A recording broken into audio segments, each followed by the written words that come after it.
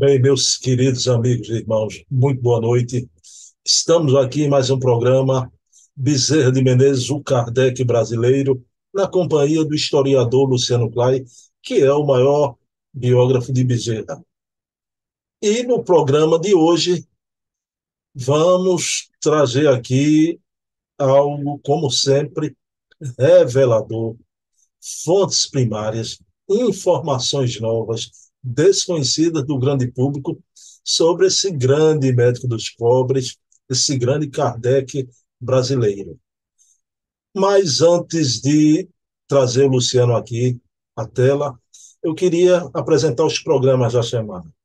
Terça-feira, às 20 horas, com Ana Maria Miranda, teremos o programa Hermínio C. Miranda, o grande escriba, uma conversa agradável sobre a vida e a obra do Hermínio.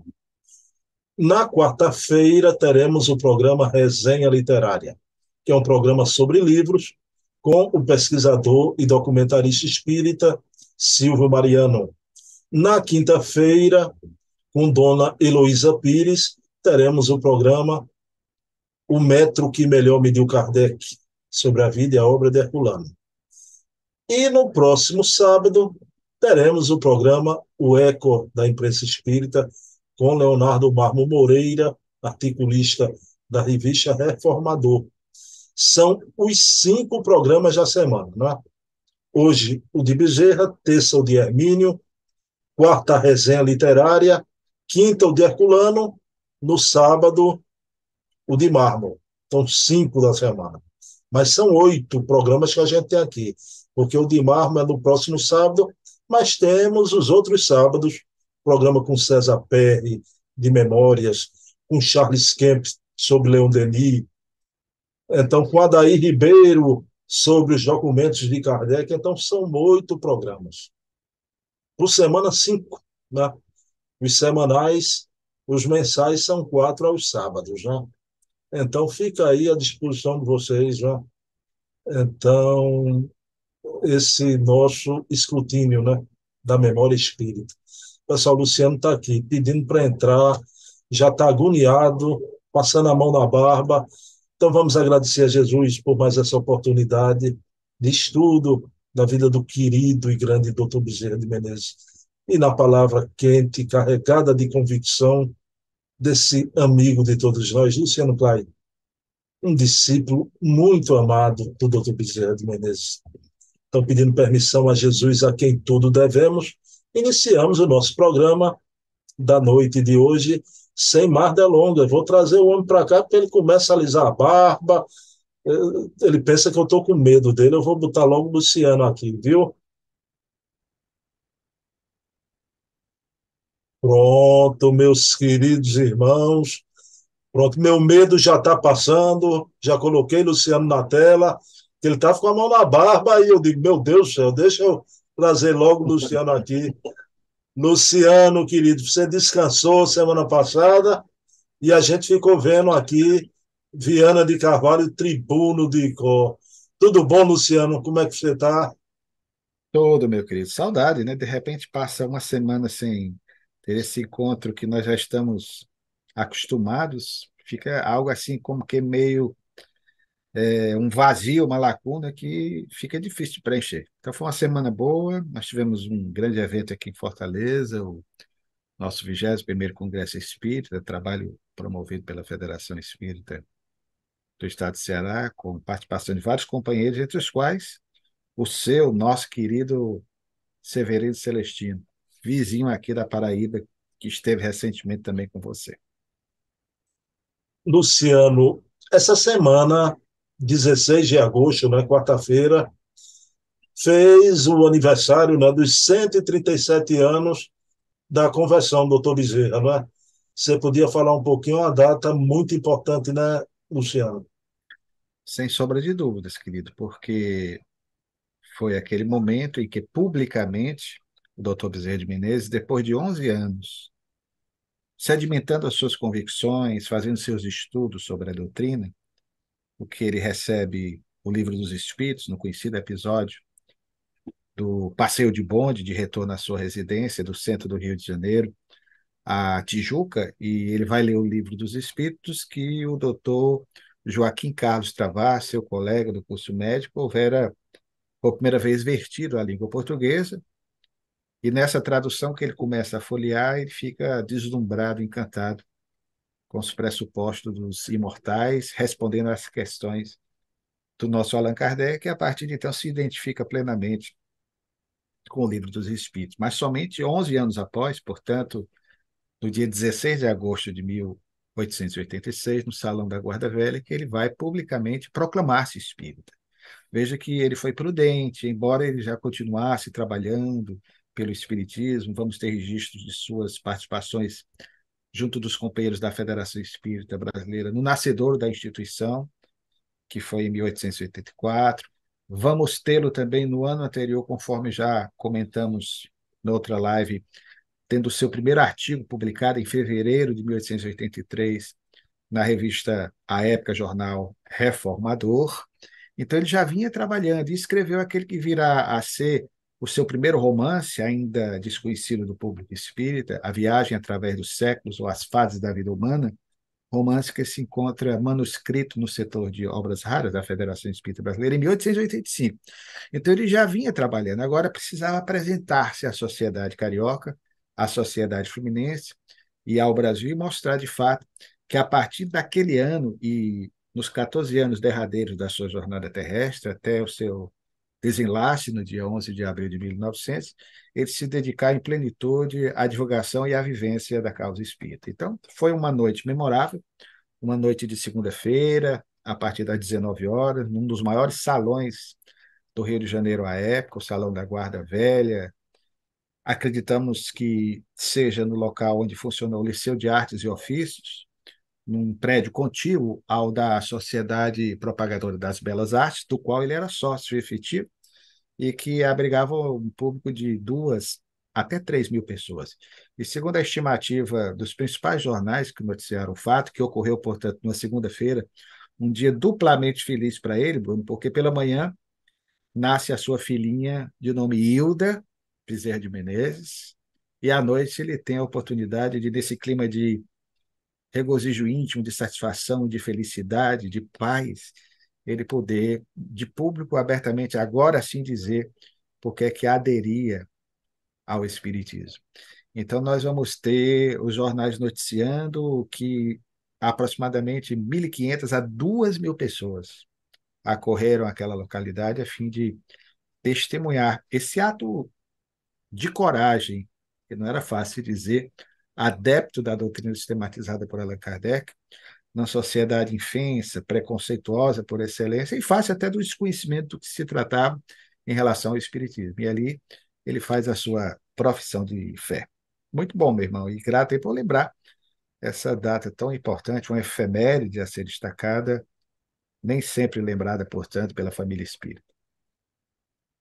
Luciano, também acho. Não, não só esta, mas sempre é bom a gente ter esse espaçozinho para as grandes efemérides e principalmente, né, trazer o passado aqui, essas datas que são marcos, já balizas para o nosso movimento.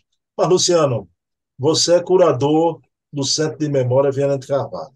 Ah, eu queria te fazer uma pergunta, vou falar assim, uma pergunta delicada, né?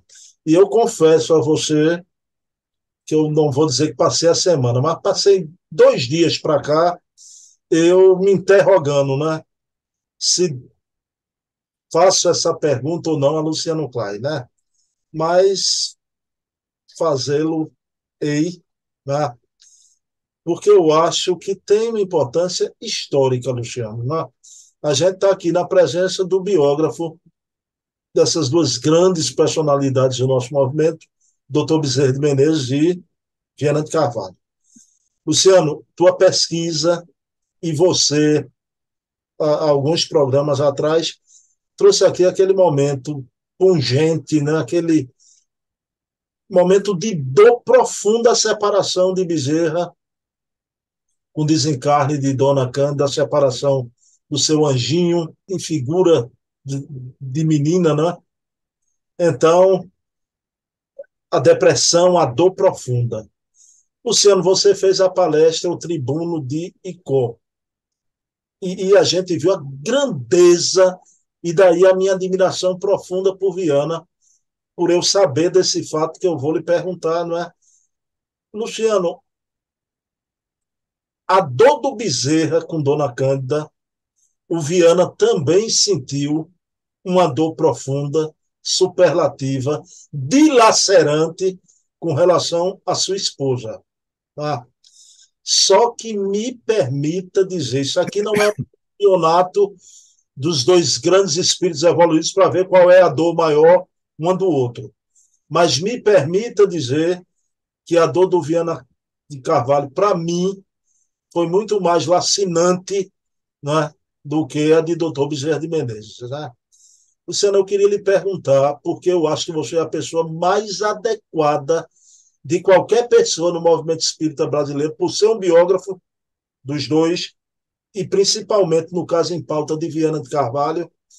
Luciano, é verdade o fato que o Viana foi traído por sua esposa, ela o traiu e ele, casamento acaba e ele vai ficar solteiro para o resto da vida, não vai mais querer consociar-se com ninguém e vai sentir a dor mais doída da vida, da traição de uma esposa que ele amava muito.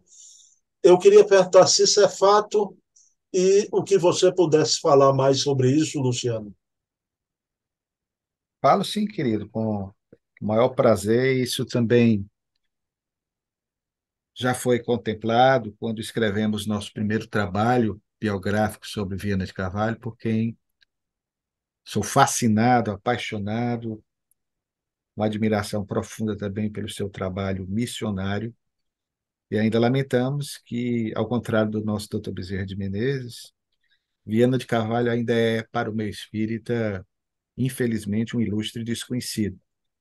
Não fossem as mensagens mediúnicas que ele vem veiculando desde 1947, através da mediunidade extraordinária, na nossa opinião, de Divaldo Pereira Franco, Viana seria praticamente desconhecido do nosso movimento e foi considerado a glória da oratória espírita no Brasil até a primeira metade do século passado. Então, nós, ao estudarmos a sua vida, tivemos contato com alguns de seus parentes, alguns ainda entre nós. Somos hoje muito amigos do Fernando Sherman de Carvalho, que, aliás, sempre prestigia as suas lives. Um companheiro querido, um irmão que sinto ter conhecido noutra experiência, noutra existência. Não é papo de espírita, não, mas tivemos a oportunidade de estar com o Fernando em 2010, por ocasião de uma homenagem que o Ceará prestou a Divaldo Pereira Franco, quando Divaldo, naquela ocasião, recebeu o título de cidadão cearense. E nós estávamos comemorando também naquele ano os 100 anos da fundação do Centro Espírita Cearense, que é hoje a instituição que, de certa forma, no seu espaço, funciona a Federação Espírita do Estado de Ceará. E foi o Centro Espírita Cearense a primeira agremiação federativa do nosso estado. Então, o Fernando veio e conhecemos o Fernando, que está sempre, portanto, assistindo às suas lives.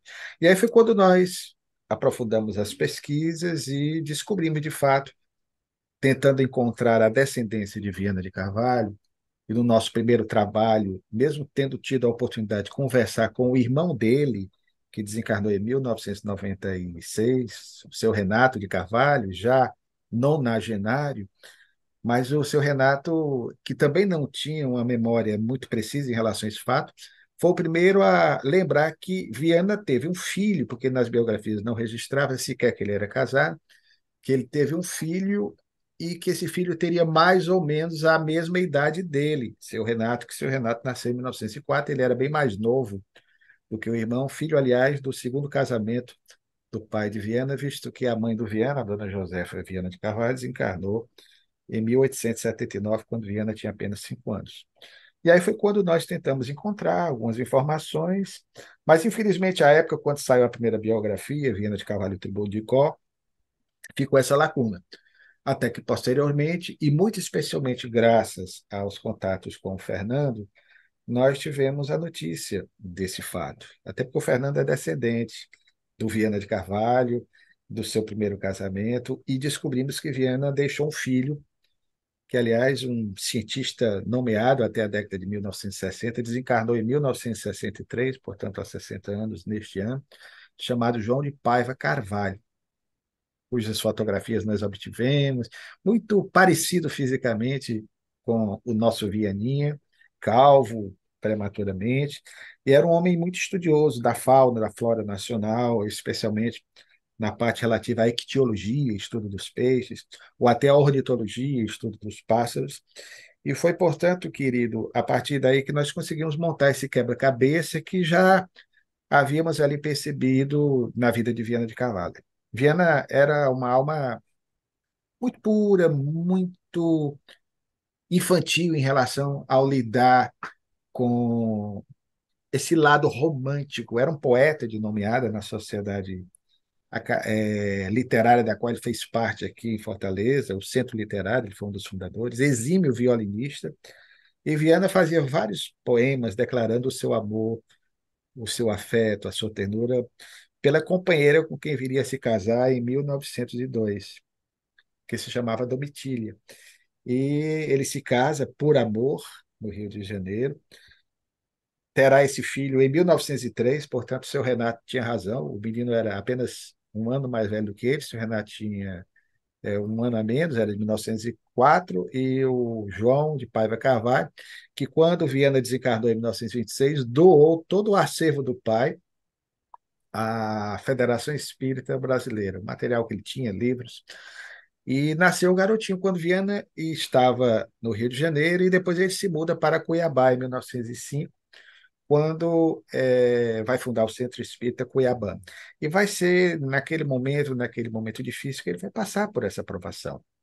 Uma prova seva, muito dolorosa, que a companheira, num momento muito grave da nossa história, mais ou menos no mesmo período em que o célebre caso envolvendo um dos maiores escritores da literatura nacional, o autor de Os Sertões, Euclides da Cunha, envolveu-se naquele rumoroso caso em que era comum o homem, para tomar satisfação numa sociedade preconceituosa por excelência em relação à mulher, aqueles períodos difíceis da nossa vida nacional, ele vai tentar lavar a honra e acaba sendo alvejado pelo amante da companheira, e depois o filho de Euclides da Cunha vai, e também acontece, tristemente, o seu óbito vem a desencarnar.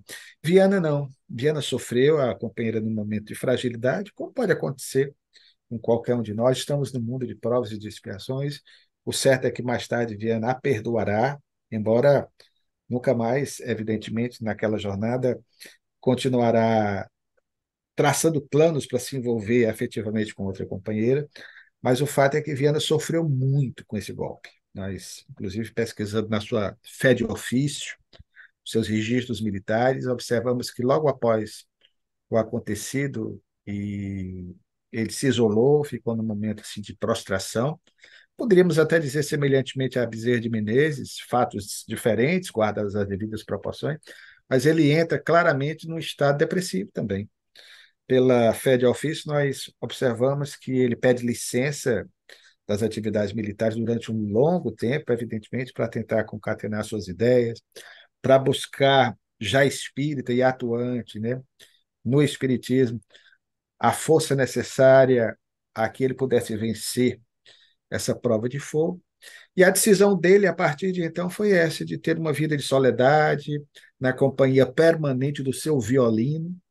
No livrinho que a Federação Espírita do Paraná lançou recentemente, nós encaminhamos à FEP o livro original do Viana de Carvalho, Coloridos e Modulações, que neste ano completa 100 anos da sua publicação, é de 1923, portanto 2023, o livro de Viana de Carvalho. Não é um livro mediúnico, é da autoria dele. Nós vemos vários poemas, e nesses poemas nós percebemos que alguns deles foram escritos nesses momentos de dor, de solidão, de tristeza, talvez de depressão, em que ele fala das suas desilusões poeticamente, porque Viana era um poeta. E ele fala muito do violino. O violino foi que, de certa forma, além da fé espírita, o ajudou a enfrentar essa vicissitude existencial. Então foi um momento muito difícil. Ele continuaria solitário, sozinho, e assim também desencarnou na madrugada do dia 13 de outubro de 1926, no paquete ou vapor Iris, que se deslocara de Salvador, de Maceió até Salvador, onde ele iria ser encaminhado ao hospital. Ele desencarna no mar, sendo seu corpo físico sepultado na Bahia, sozinho. Sempre que falamos isso, dá uma dor imaginar que Viana desencarnou sem a presença dos seus familiares em alto mar, né? Mas certamente amparado ali por uma pleiade de espíritos que reconheceram que aquele ser extraordinário terminava os seus dias, como diziam os gregos antigos, colhendo a palma da vitória. Bom, que Jesus abençoe Viana de Carvalho, que Jesus abençoe esse espírito de mulher, Dona Domitila, porque são fatos relativos a mais de 100 anos já. Esses espíritos já despertaram, o Viana perdoou, mas está aí, esse traço que une Viana a Bezerra, a dor profunda por motivos diferentes já. Eram homens, esses homens já. Esse lado da humanidade dos dois é impressionante, né? Luciano Clay, hoje a gente vai ver alguns personagens, algumas personalidades, né, próximas a Bezerra e de Dona Cândida, ali do clã. Primeiro, Luciano, que eu queria que você falasse aqui é o sogro, entendendo bem o segundo sogro, né? Porque a gente viu num programa para trás que Dona Cândida vai perder o papai apenas com 40 anos de idade, né? E ela era uma criancinha. Mas, Luciano, esse sogro, que é o querido Mariano José Machado, ele era um grande amigo de Bezerra, ele tinha 9 anos a mais que o doutor Bezerra. Tá?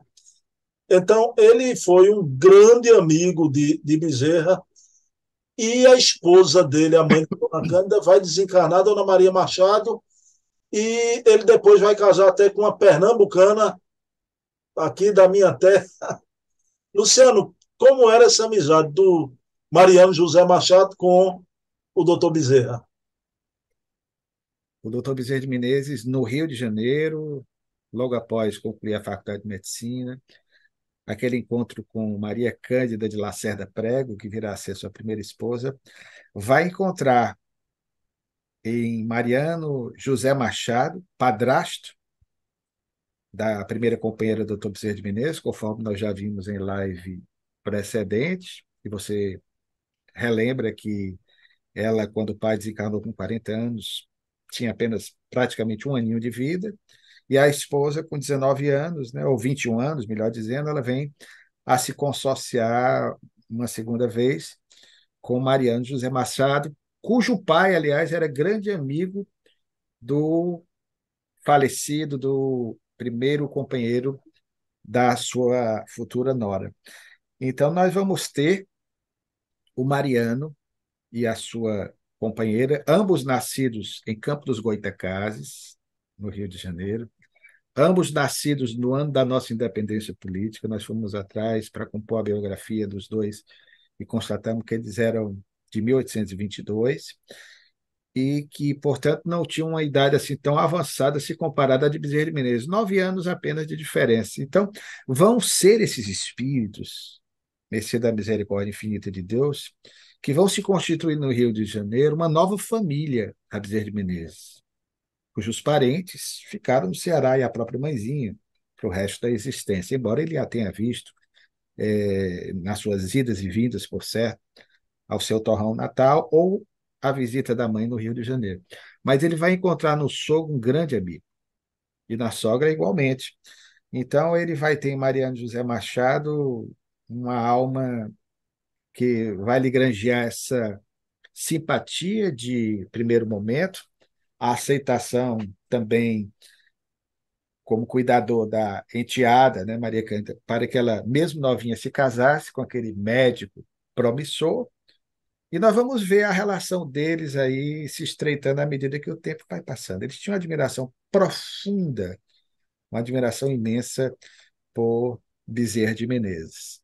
De tal maneira que, inclusive, quando o doutor Bezerra de Menezes começa a prosperar nas atividades empresariais, notadamente quando ele organiza em 1861 aquele hospital ou casa de saúde Godinho Bezerra, ele vai buscar no sogro, seu amigo de confiança, exatamente aquela pessoa em que ele poderia ter como administrador da casa de saúde. Então, Mariano José Machado vai se tornar o administrador do hospital que Bezerra montara em sociedade com o colega médico Pedro Ferreira de Almeida Godinho.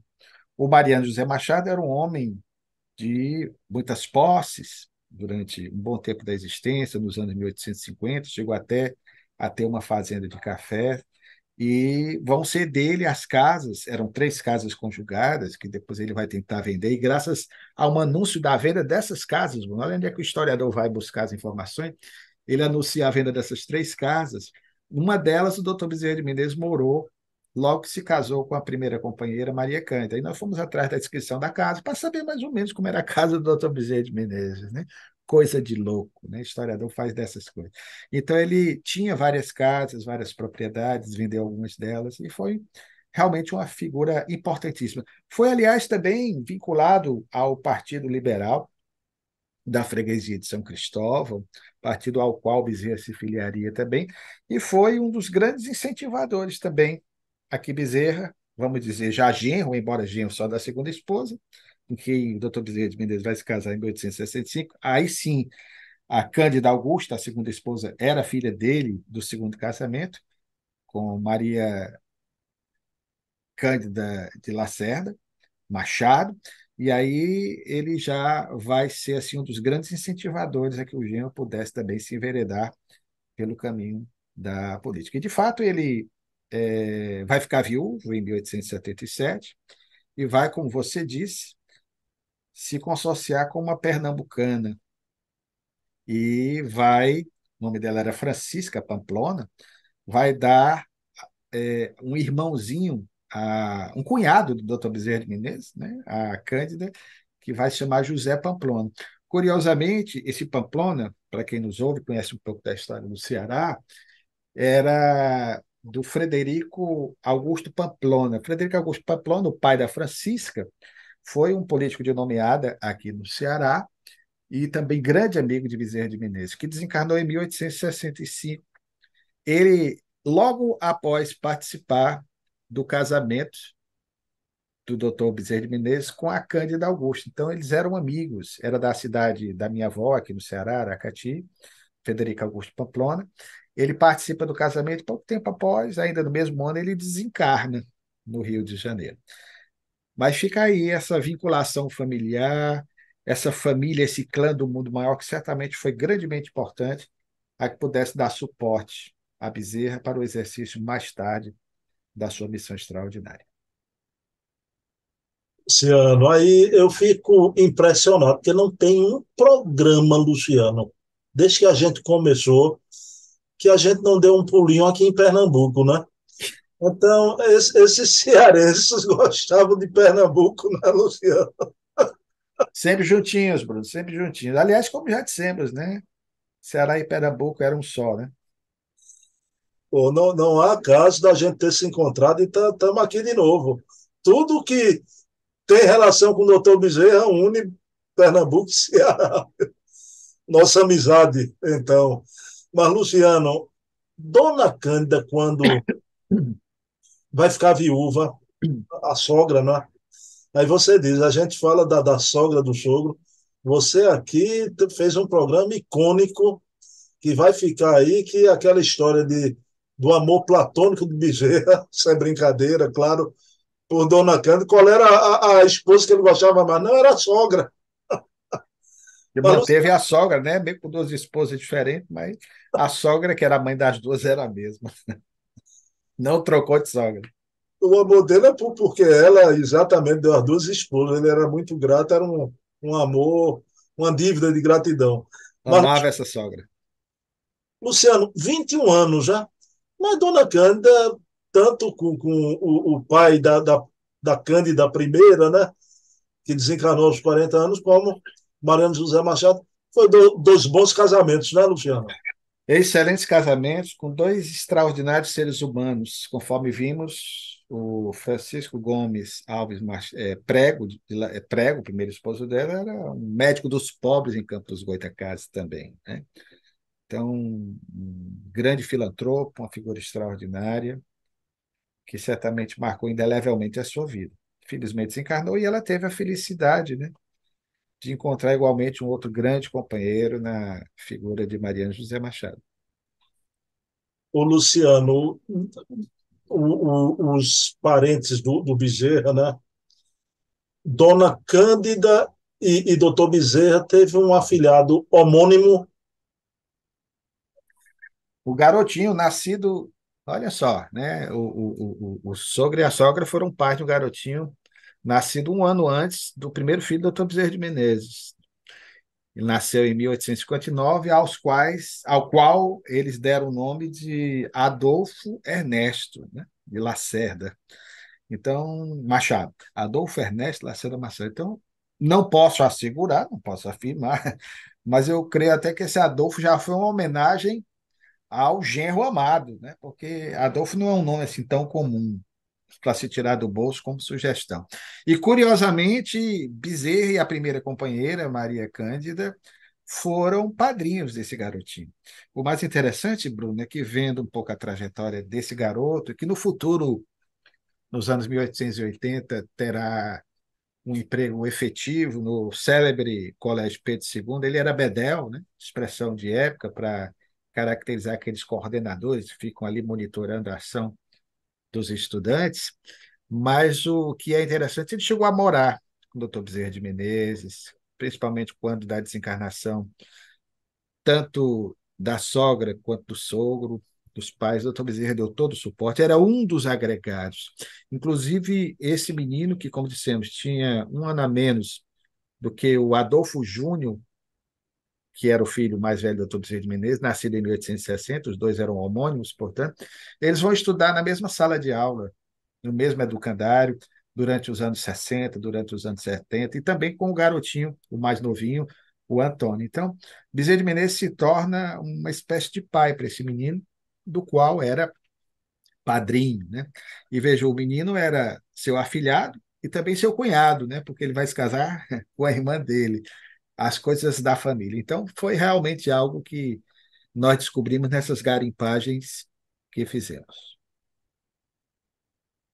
Luciano, você falou da Cândida, segunda esposa, mas houve um filho homem do primeiro casamento chamado Francisco, né?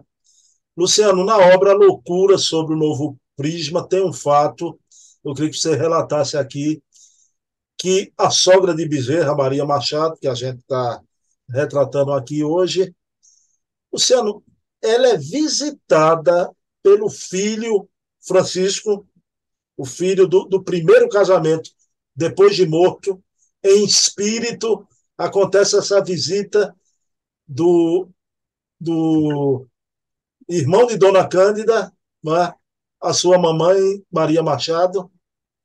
É fato, Bruno. E foi algo que nos impressionou sobremodo, e por isso nós tentamos pesquisar um pouco mais a respeito desse rapaz. Esse fato, de fato, como você menciona, sendo redundante aqui na colocação, ele é narrado por hoje na obra póstuma publicada em 1920, A Loucura sob o Novo Prisma. Mas anteriormente, o Dr. Bezerra de Menezes já havia escrito algo a respeito e publicado nos seus estudos filosóficos, nas folhas do jornal O País, em que, por primeira vez, esse curioso fato, um fato insólito, foi narrado. E ele, ao se referir à questão do intercâmbio com o mundo espiritual, dos pressupostos fundamentais do espiritismo, para fundamentar alguma das suas argumentações na obra A Loucura sob um Novo Prisma, ele vai falar das suas experiências mediúnicas em família. E aí ele registra esse fato curioso. A dona Maria Machado, ela teve no seu primeiro matrimônio com Francisco Alves Gomes de Matos Prego, um filho primogênito, irmão, portanto, da primeira companheira do Dr. Bezerra de Menezes, Maria Cândida, que era homônimo do pai, também se chamava Francisco. E esse garoto havia desencarnado, e ela narra esse episódio, que o menino desencarnara em Santos.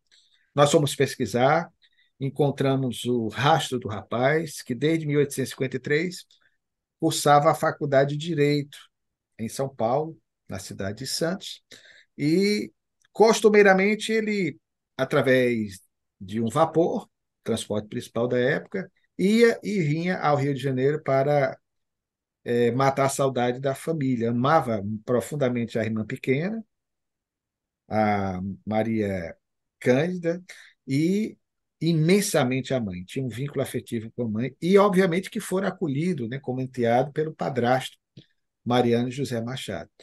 E a mãe narra ao doutor Bezerra de Menezes, que registra esse fato, que a Bezerra não conheceu o garoto, porque ele desencarnou, nós descobrimos, em março de 1855.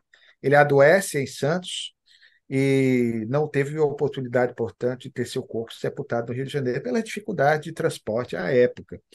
Mas o curioso é que, quando ele desencarna em Santos, a mãe, no Rio de Janeiro, ela sente que algo estranho aconteceu com o filho.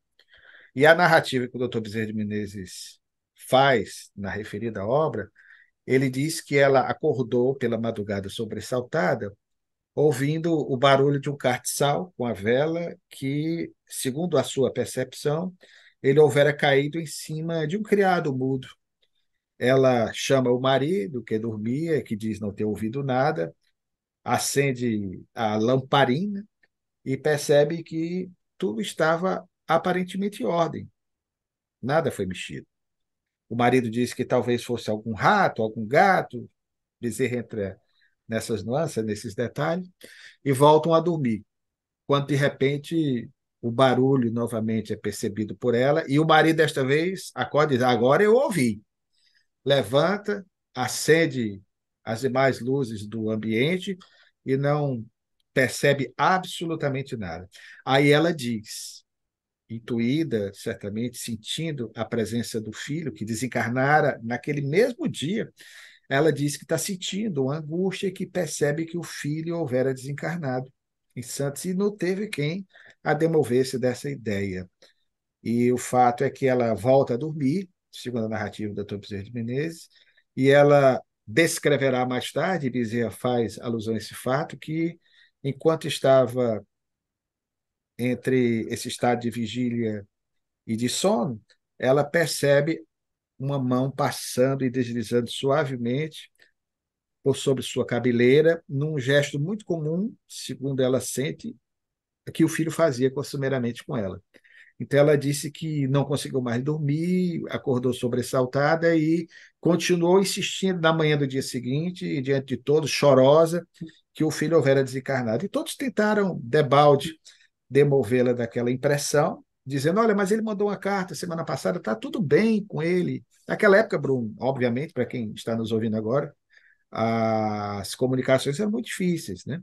Então, para chegar a uma correspondência, não havia telefone, óbvio, né? Era tudo muito demorado. Então, ela tentou se acalmar, os amigos se mobilizaram para dar a ela o suporte necessário. 3 dias após, somente, é que vem a notícia, a fatídica notícia do desenlace do filho, né?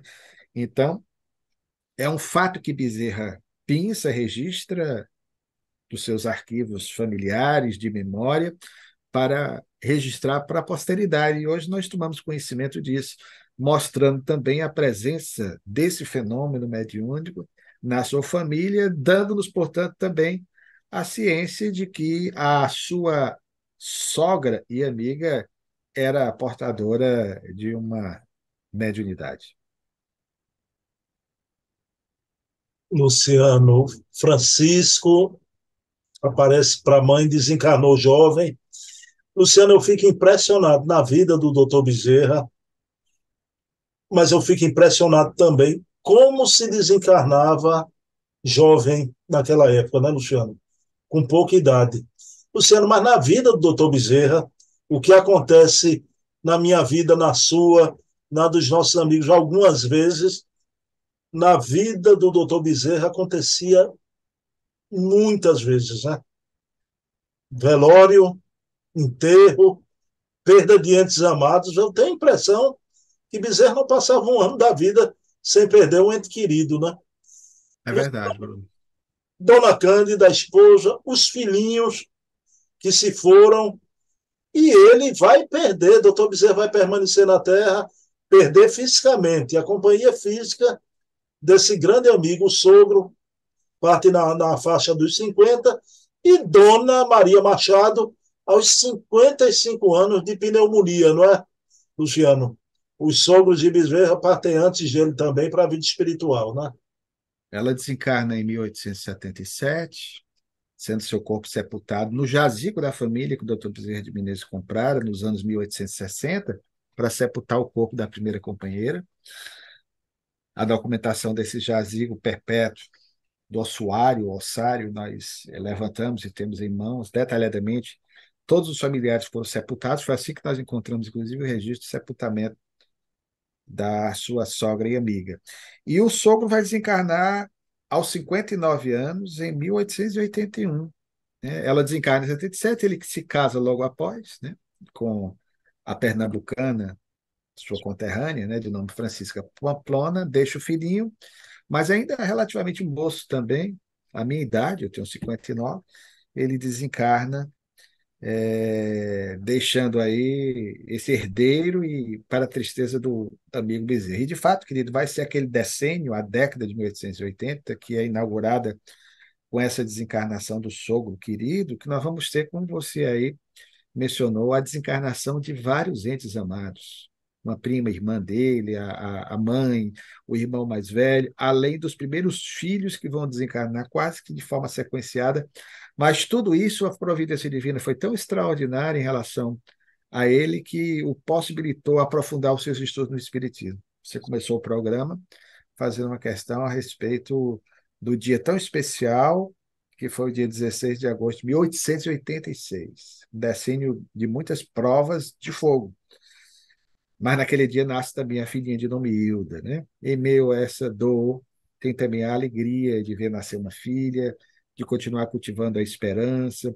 Vai ser em 1887 que ele vai ver dois filhos desencarnando, mas mesmo assim aí já era outro Bezerra de Menezes, mais agigantado pela fé espírita, que vai 2 meses após a desencarnação da filha, 3 meses seguindo a desencarnação do irmão, nesse ano de 1887, que ele vai iniciar a maior propaganda que o Brasil já testemunhou no século XIX da divulgação do Espiritismo, através das páginas dos países, escrevendo a sua coluna semanal, hebdomadária, na folha mais popular do Rio de Janeiro e da América Latina, conduzida pelo seu amigo Quintino Bocaiúva, com seus estudos filosóficos, em que assinava divulgando o Espiritismo com o pseudônimo de Max. Então, graças ao Dr. Bezerra de Menezes, já temperado na dor, no sofrimento, mas com a capacidade extraordinária de resiliência, ele consegue se soerguer e se levantar a fim de continuar dando consecução à sua missão única em nosso país. Bom, eu não sabia que você ia se referir a isso. O pessoal está aqui, estudos filosóficos já. Coincidentemente, eu estou com ele aqui na cabeceira, né? Um volumezinho, 200 artigos. Quer dizer, são 600 artigos, Luciano, os 3 volumes já do jornal O País, né? Artigos fantásticos, de uma atualidade a toda prova, né? Fora o que precisa ser incluído, porque até a publicação do nosso livro se dizia que o Dr. Bezerra de Menezes houvera escrito nos principais jornais do Rio de Janeiro à época, a partir de 1887, outubro daquele ano. Ele escreve até o ano de 1894, 7 anos, ininterruptamente, nas páginas de O País. Depois ele transfere a coluna para o Jornal do Brasil, onde permanece por um ano, e depois para a Gazeta de Notícias, outro grande jornal de circulação em todo o estado, à época, província do Rio de Janeiro. Mas o que nós não sabíamos é que ele também nos últimos anos, até a desencarnação, ele ainda escreveria a mesma coluna semanal no jornal Gazeta da Tarde. Então, Bruno, além desses que você destaca aí, nessa obra, porque esses artigos foram fechados em livros, a Federação Espírita já no início do século passado organizou um primeiro volume com os estudos filosóficos da Dr. Bezerra de Menezes e, mais recentemente, alguns amigos vêm fazendo essa versão, porque são assuntos de uma riqueza extraordinária em que nós estudamos muito sobre o Espiritismo, além dos largos conhecimentos do Dr. Bezerra de Menezes sobre o Antigo e o Novo Testamento. O Dr. Bezerra parece um Severino Celestino do século XIX, porque ele tinha uma noção com poucos acerca já dos estudos referentes às tradições judaicas e cristãs.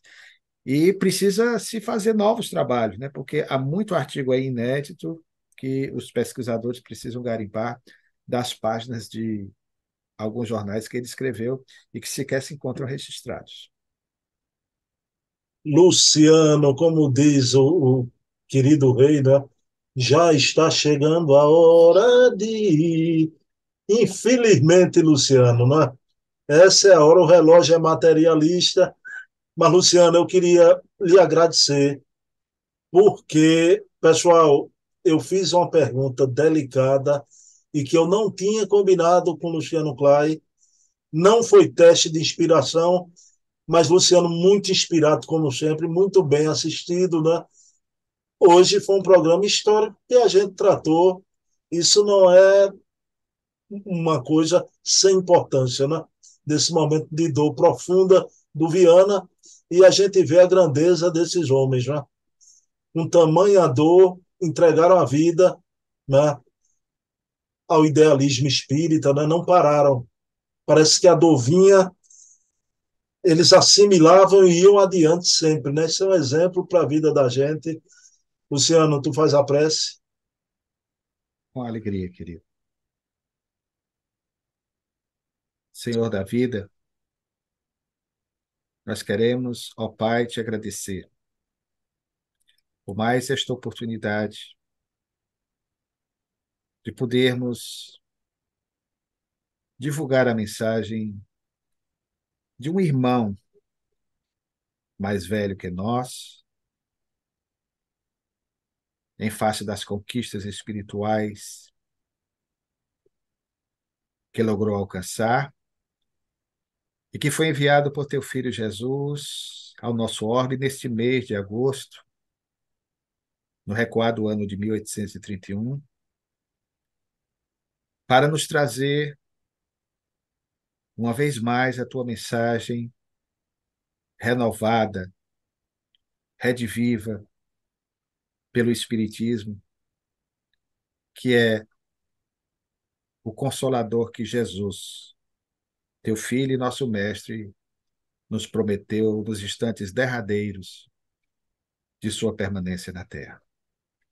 Abençoa, Senhor, todos os irmãos e irmãs que neste momento tiveram a oportunidade de assistir a essa live, nesta celebração, nesta reunião dominical, costumeira, quando temos a oportunidade de render modestamente essa homenagem ao médico dos pobres, no intuito de exaltar a trajetória luminosa de Jesus, teu Filho e nosso Senhor, através das ações desse irmão mais velho, que, diferentemente ainda de muitos de nós, recalcitrantes, titubeantes, vacilantes na nossa fé e das opções equivocadas que fazemos, nos caminhos que a vida nos apontam,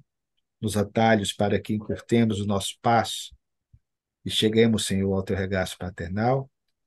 Tivemos em Bezerra de Menezes, uma vez mais, o exemplo de alguém que na terra, como nós, experimentando as agruras, as dores, comuns a todos nós, como também teu outro filho, Viana de Carvalho, mostraram para nós que é possível, sim, pela determinação e pelo amor acendrado à causa do bem, prosseguir firme nos seus respectivos desideratos.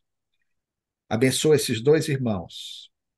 Abençoa todos quantos participam conosco desta live, envolvendo seus lares em ondas de harmonia, de saúde, para que todos os entes amados, nesse instante, possam também, de alguma forma, receber os benefícios que um encontro dessa natureza propicia a todos nós. Se conosco, Senhor da vida, agora, hoje e sempre, que assim seja. Assim seja. Pessoal, então, até domingo, 20 horas, sempre um programa revelador, um programa feliz, como foi o de hoje.